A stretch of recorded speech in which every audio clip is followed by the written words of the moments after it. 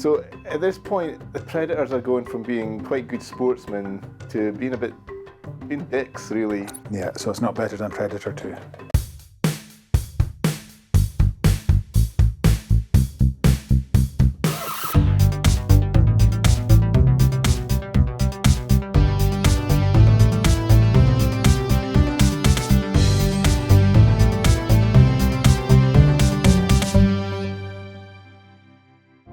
Hello and welcome to Woodshed Reviews, where we look at films old and new, good and bad. And on today's show, we're looking at the new Predator movie. The 8th Predator movie, I believe, if we count the Alien vs Predator movies. Do we? We'll get to that. Yeah. But this one, Killer of Killers, it's a 6th in the proper timeline, I guess. We must fight together. Here we go.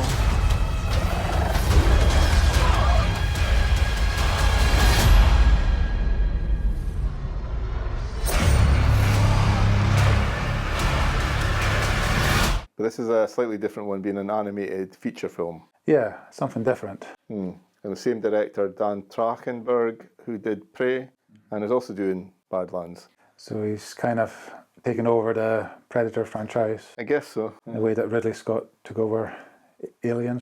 Yikes. Bravo! I would say that overall the Predator franchise seems to be in slightly better health than the Aliens and the Terminator franchises. Get away from her.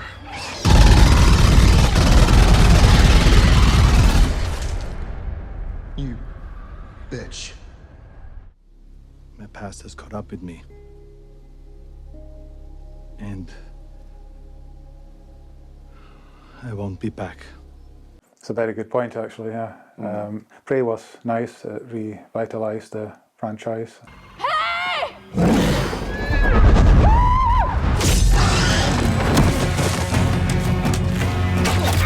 Yeah, the only sort of like downward trajectory I think was the Shane Black one from a few years back. The Predator, was it? Yeah, very disappointing. Yeah. But yeah, so this is something slightly different. So yeah, Killer of Killers. I've got mixed feelings about this. I'm not sure. What do you think? I think the same. I just watched it, not knowing anything about it really. Yeah. I had no idea it was an anthology type film. I thought it was just all set in Viking times. All right. Okay. Until it kind of abruptly came to a conclusion, sort of. Yeah. With Ursa, with her story.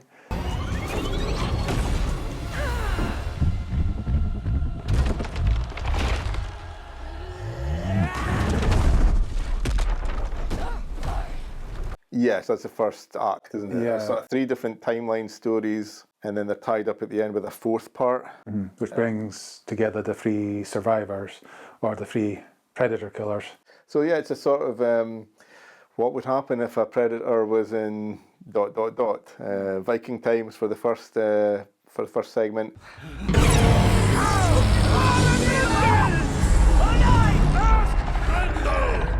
Second segment is sort of 16th century Japan. So you've got samurais, ninjas, that sort of stuff. And the third segment is World War II. Yeah. We're following a sort of dog fighter. Squadron! We have a hell of a bogey on our hands! All the films so far, I think, have always taken place in the present day, but they've always, apart from Prey, obviously, but they've always kind of hinted to this kind of history of the Predator. So that was kind of cool. I kept thinking when I was watching it, I would have loved a feature film set in each of those times, something a bit more grounded, maybe. Yeah, I mean, that's the thing. It's a weird one because it's not like a spin-off or something, is it? I was thinking like something like The Animatrix. It feels more of a kind of like, just an accompaniment to it. It's not part of the main story or something like this, but this seems to be like as part of the Predator universe as any of the films, Yeah, which is odd. It is, and and it makes it obvious towards the end. I don't know if we want to talk about spoilers. I think we're probably getting spoilers quite quickly with this one. But yeah, there's definitely an Easter egg at the end. of it that ties it into Prey. It also asks some questions about previous films, I suppose. I kind of felt like, oh, this is how they're going to bring back Dutch.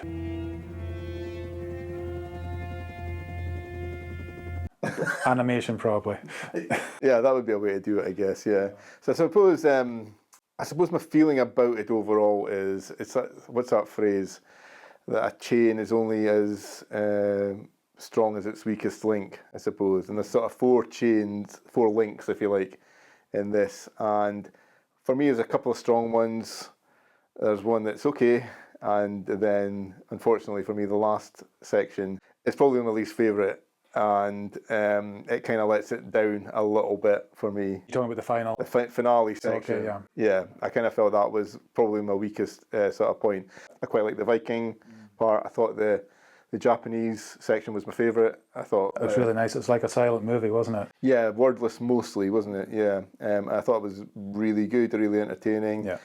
There's lots of nice sort of stuff that they do with how they fight with the Predator, how the Predator tracks them, and how they kind of like figure things out in that. That's always interesting in the films, And then we kind of got to the World War II one, slightly different character, not quite so serious in that, which is a good idea, to mix it up a bit.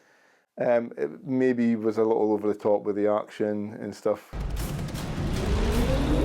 Tech 3, on your 6. He's got a bead on you. Get out of his line of fire.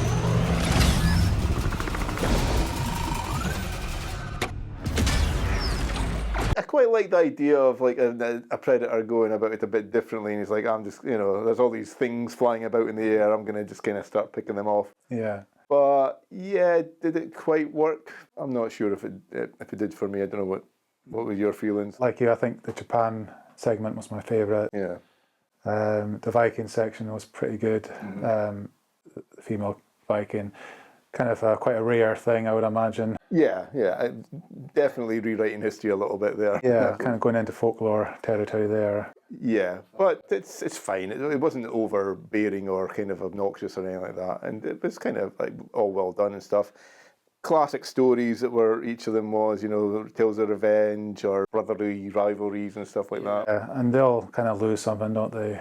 She loses her son, and you got the two brothers. One of them dies. Yeah. And I was kind of okay with the last section. It wasn't my favourite. But then we kind of get into this segment where, we're not spoilers, but what's happening with each of these characters who defeat their respective predators. They're then captured, scooped up, put on ice. Yeah, this is kind of adding a lot of new stuff to the Predator universe. So they're just leaving these guys on ice for hundreds of years. Well, it must have been, given there's about 1,000 years between the Viking story and the World War II story, and yet all three characters come together and they're made to fight each other in an arena, and then the winner will take on the king predator, I guess. Yeah. So at this point, the predators are going from being quite good sportsmen to being dicks, really, at this point, like really bad losers now. Yeah. And they're not going to let you ever kind of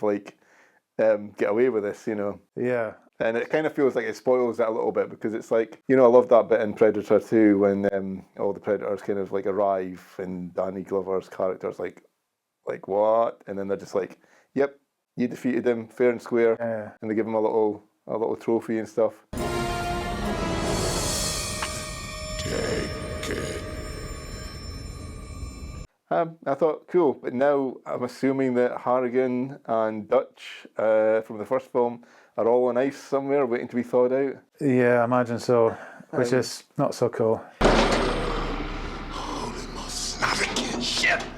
No, and like I say, it just turns it from being good sports into bad losers, because even at the end of this one, when two of them escape from the planet in a ship, rather, it's a bit over the top and stuff, but yeah, how did the kid just learn to fly this ship and stuff like that? Yeah, it's like you can fly a plane in World War II, so you can fly this futuristic ship. Okay, but then even when they're escaping, 50 Predator ships just start going get them. They're just not going to let this lie. Yeah, and it kind of spoils that kind of the sport of it, I suppose. Of course, at the end of Prey, we did get a kind of animated segment in the end credits where we see the Predators coming back. Yeah. I guess this was to capture Nauru, put her on Yeah, ice. that's a good point. So you do see her at the end of this one.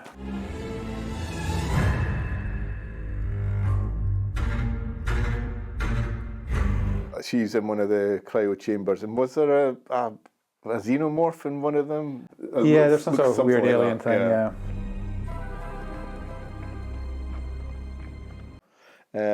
So that's a nice little crossover that we had, like in Predator 2 when we had the xenomorph on the ship. Prey was kind of stripped back to basics, and I appreciated that a lot more.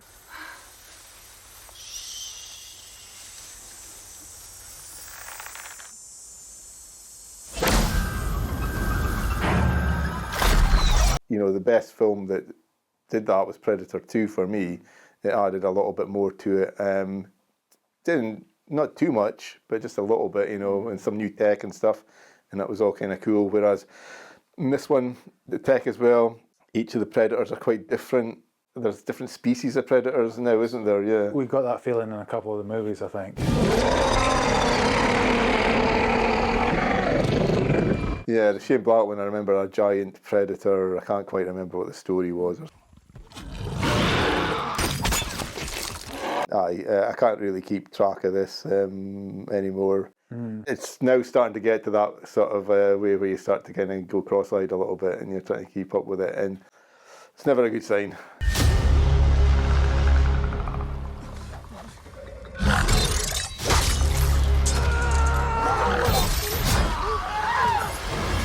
But having said that, it was a solid enough entry into the Predator franchise, which has been a very solid franchise thus far. I do kind of feel that maybe with another film upcoming and it's the same director and they're maybe going to tie all these things together a bit more. Yeah. I don't know if I'm ready for that. I guess we'll see. It will be interesting. Yeah. You're after a creature that can't be killed.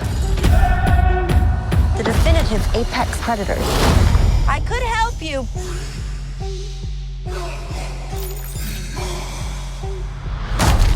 Well, good luck with your journey. I think the Badlands, that's taken following an actual predator, isn't it, as our main character?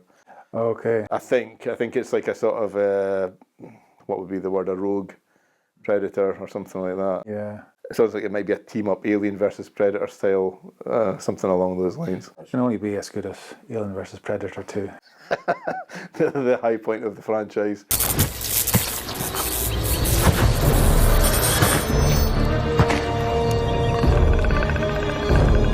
Was that when you kind of followed the Predator for a while?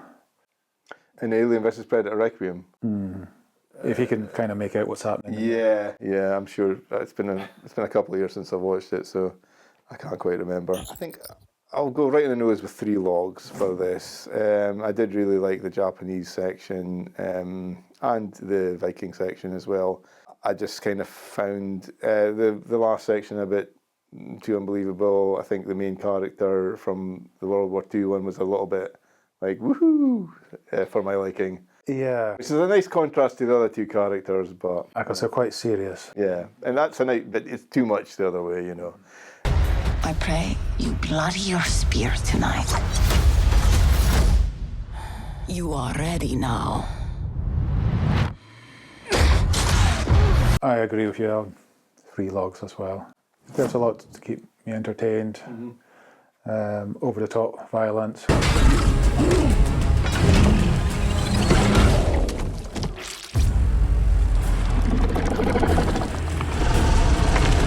A lot of decapitations. A lot of I was maybe kind of like, even I was kind of like going, okay, maybe cut down on the decapitations. I'd maybe say it took me a minute to get used to the frame rate or something about the sort of animation style. And stuttery. Stuttery would be the word, where I actually thought at one point when it started that I was having buffering problems or something, until I realised, like, I'm not quite sure. It's obviously a definite style that they're going for. I wasn't best keen on it, but I kind of got used to it. Cool. I mean, maybe the thing with the Predators I liked is they all seemed quite separate in their own thing. They hinted, like the second one hinted about the events of the first one. 10 years ago, one of his kind, stalked and eliminated an elite special forces crew in Central America. There were 2 survivors. I think even the third one, Predators, did as well and stuff. But they were their own films and stuff, you know. Yeah.